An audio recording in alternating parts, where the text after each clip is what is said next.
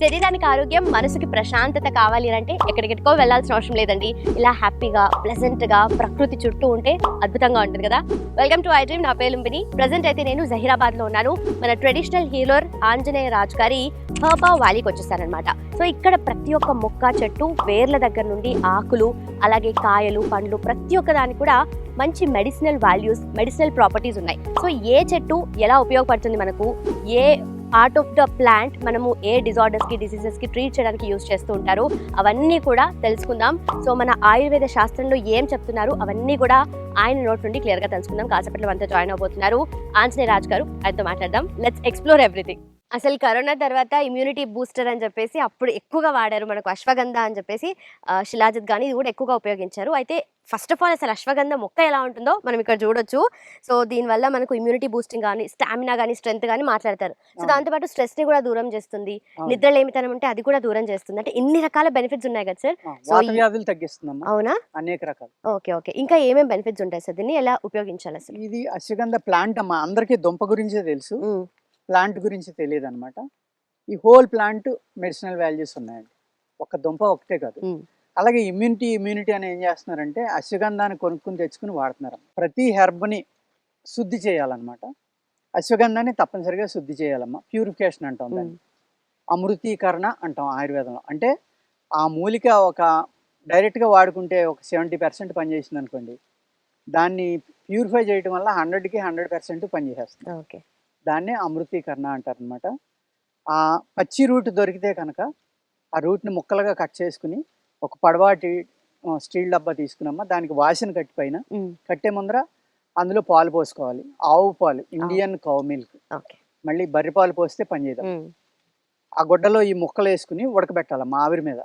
బాగా ఉడికిపోయిన తర్వాత ఉడుకుతూ ఉండగా మంచి వెన్నెల్లా స్మెల్ వస్తాయి. అదే మీకు గుర్తు అనమాట.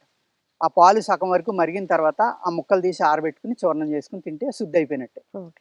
అలా కాదు, అవ్వలేదు, ఎండి పుల్లలు దొరికినాయి, ఈ పౌడర్ దొరికింది, లేకపోతే అప్పుడు ఏం చేయాలంటేనమ్మా, ఈ ఆవు పాలని బాగా కాసుకుని ఆ పాలలో ఆ పౌడర్ వేసేసి ఒక పేస్ట్లా చేసేసుకుని దాన్ని డ్రై చేసుకుని ఆరబెట్టుకుని తినొచ్చు. ఆ విధంగా కూడా శుద్ధి అవుతుంది. ఎండి ముక్కలు ఉన్నాయనుకోండి, వాటిని ఒక 3-4 అవర్స్ వాటర్లో నానబెట్టారనుకోండి, అవి పీల్చుకుని మళ్ళీ పెద్దవి అవుతాయి కదా, వాటిని కూడా ఇలా ఈ విధంగా ఉడకబెడితే ప్యూరిఫై అవుతాయి. కొంతమంది ఏం చేస్తారంటే 3 సార్లు, 4 సార్లు, 5 సార్లు కూడా అదే సిస్టంలో శుద్ధి చేస్తున్నారు. ఎన్ని ఎక్కువ సార్లు శుద్ధి చేస్తే అంత శక్తి దానికి పెరుగుతుంది.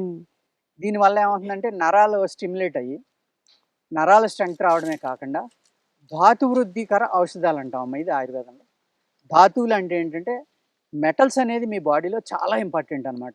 ఇప్పుడు ఐరన్ అని, మెగ్నీషియం అని, మ్యాంగనీస్ అని అనేక రకాల టాబ్లెట్స్ వస్తున్నాయి, క్యాప్సూల్స్, న్యూట్రిషన్, జింక్ అని, అవన్నీ కూడా ధాతువులు అంటాం మేము ఆయుర్వేదంలో. అలాంటి ధాతువుల్ని బాడీకి ఇచ్చి ధాతువులు పెరిగేలా చేసే ఔషధాలు కాబట్టి ధాతు వృద్ధికర ఔషధాలు అంటాం. ధాతు వృద్ధికర ఔషధం అంటే ఇమ్యూనిటీ బూస్టర్ అని అర్థం అండి. ఇంగ్లీష్లో మాట్లాడుకుంటే అందరూ ఇమ్యూనిటీ పెరగాలని వాడుతున్నారు కదా, ఆ విధంగా. ఎప్పుడైతే ధాతువులు పెరిగి మీ శరీరంలో ఇమ్యూనిటీ పెరిగిందో మీ ఎముకల్లో శక్తి పెరుగుతుంది, మీ కండరాల్లో శక్తి పెరుగుతుంది, మీ జాయింట్స్లో శక్తి పెరుగుతుంది, మీ నరాల్లో శక్తి పెరుగుతుంది. అప్పుడు ఆటోమేటిక్గా ఏమవుతుందంటే మీరు మళ్ళీ ఏజ్ తగ్గి కొత్త ఏజ్లో యంగ్లోకి వచ్చినట్టు అనిపిస్తుంది. ఎప్పుడైతే మీ మజిల్కి స్ట్రెంగ్త్ పెరిగిందో మన బాడీలో చాలా వెయిట్ని మజిల్స్ హోల్డ్ చేసి ఉంచుతాము. ఒక 55-60 సంవత్సరాలు వచ్చేసరికి 1 అంగుళం నుంచి 2 అంగుళాలు జెంట్స్ తగ్గిపోతారు హైట్. లేడీస్ అయితే 45 to 50 1 అంగుళం తగ్గిపోతారు. ఎందుకు అంటే ఈ మజిల్ వీక్ అవడం వల్ల ఈ జాయింట్స్ అన్ని దగ్గరికి వచ్చేస్తాయి, బాడీలో ఉన్న జాయింట్స్ దగ్గరికి రావడం వల్ల ష్రింక్ అవుతుంది అన్నమాట బాడీ. అలా లేకుండా ఉండాలంటే ఇలాంటి ఔషధాలు వాడుకుంటే మీరు యవ్వనంలో ఉన్నప్పుడు ఏ హైట్ ఉన్నారో చనిపోయేదాకా అదే హైట్ మెయింటైన్ అవుతుంది. ఎప్పుడైతే ఆ హైట్ మెయింటైన్ అయిందో మీ బాడీలో ఉన్న మజిల్స్ అన్ని స్ట్రెంగ్త్గా ఉన్నట్టు, మీ బోన్స్ ఆరోగ్యంగా ఉన్నట్టు, ఆటోమేటిక్గా మీకు ఎముకల నొప్పులు కానీ, మజిల్ పెయిన్స్ కానీ, నరాల నొప్పులు, ఏ అయితే వాత వ్యాధుల వల్ల వచ్చే పెయిన్స్ ఉంటాయో అవన్నీ తగ్గిపోతాయి. అంత అద్భుతంగా ఈ ఇమ్యూనిటీ బూస్టర్స్ అనేవి పనిచేస్తాయి అన్నమాట. అందరూ ఏమనుకుంటారంటే దీన్ని ఓన్లీ ఇమ్యూనిటీ బూస్టర్ అంటే నరాల శక్తిని ఇచ్చేది, లేకపోతే ఒక మ్యాన్ పవర్ని పెంచేది, సెక్స్ పెంచేది అని అనుకుంటారు. అలా కాదమ్మా, స్త్రీలు పురుషులు అందరూ వాడుకోవచ్చు అనమాట. 14 years అబవ్ అందరూ వాడుకోవచ్చమ్మా.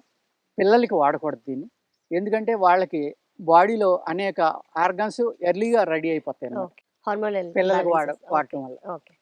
యవ్వనం వచ్చాక పెరిగే హార్మోన్స్ చిన్నతనంలో పెరిగిపోతాయి. అందుకు ఇలాంటి ఇమ్యూనిటీ బూస్టర్స్ ఏ అయితే ఉన్నాయో, ధాతు వృద్ధికర ఔషధాలు ఆయుర్వేదంలో అవి ఏదైనా సరే అందులో చాలా చక్కగా వివరించి రాస్తారు. ఏమనంటే పిల్లలకి వాడద్దు, 14 years లోపు పిల్లలకి వాడద్దు. ఓకే. పిల్లలకి మరి ఔషధం ఏంటి, శక్తి ఎలా పెరగాలంటే దాన్ని ఇంకో వీడియోలో మనం చెప్దాము. అవి వాడుకోవడానికి కూడా ఉంటుంది. తప్పకుండా. అదేవిధంగా ఈ లీఫ్ కూడా చాలా అద్భుతంగా పనిచేస్తుంది అనమాట. ఉమ్. చాలా యాంటీబయాటిక్, చాలా పవర్ఫుల్ యాంటీబయాటిక్ అమ్మ. ఒక ఫీవర్ మీద కానీ యాంటీబయాటిక్ వాడవలసిన వ్యాధులు మీకు వచ్చినప్పుడు ఈ ఆకు కోసుకుని నీడన ఆరబెట్టి దాన్ని చక్కగా ఒక క్యాప్సులైజ్ చేసుకుని 600 ml అలాగా ఉదయం సాయంత్రం వేసుకుంటే ఎటువంటి యాంటీబయాటిక్ క్యాప్సులు వేయక్కర్లేకుండా కూడా ఓకే. వ్యాధుల్ని తగ్గించే లక్షణం దీని ఆకులో ఉంది. సమూల చూర్ణంలో కూడా ఉంది. అవునా? అయితే ఇమ్యూనిటీ బూస్టర్ లా పనిచేస్తుంది అన్నారు కదా, ఎంత ఫ్రీక్వెంట్ గా తీసుకోవచ్చు? ఎందుకంటే రెగ్యులర్ గా తీసుకోలేము దీన్ని కదా. డైలీ తీసుకోవచ్చమ్మా. డైలీ కొన్ని తీసుకోవచ్చా? నెలలు తీసుకుని మీరు ఓకే. ఆ తర్వాత ఇయర్లీ 2-3 months అలా వాడుతున్నారు అనుకోండి, మనం ఎప్పుడు రెస్ట్ ఉంటుంది, మంచి ఆహారం తీసుకుంటున్నాం, వ్యాయామం చేస్తున్నాం, ఆ టైంలో కనుక తీసుకుంటే దీని ఫలితం ఇంకా రెట్టింపు. ఓకే. ఓకే. అది. Done sir, thank you.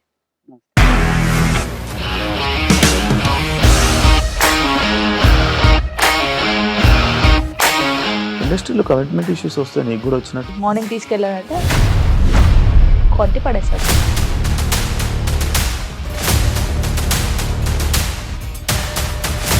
ఒక్కళ్ళు కూడా చూడలేదు ఈ సినిమా అని చెప్పడానికి కూడా చాలా ధైర్యం కావాలి. అది నిజం కదా, దాంట్లో ధైర్యం ఏంటి? ఇది నెక్స్ట్ డే ప్లేట్ మార్చేస్తే తప్పు కదా. As of now we are comfortable this అని నేను అనుకుంటున్నాను. రష్మిక గారిది మీది ఒకే ఊరు అంట కదా. నీకు కోపం వచ్చిందంటే బాగా తిట్టేత్తరా? తిట్టేద్దామండి.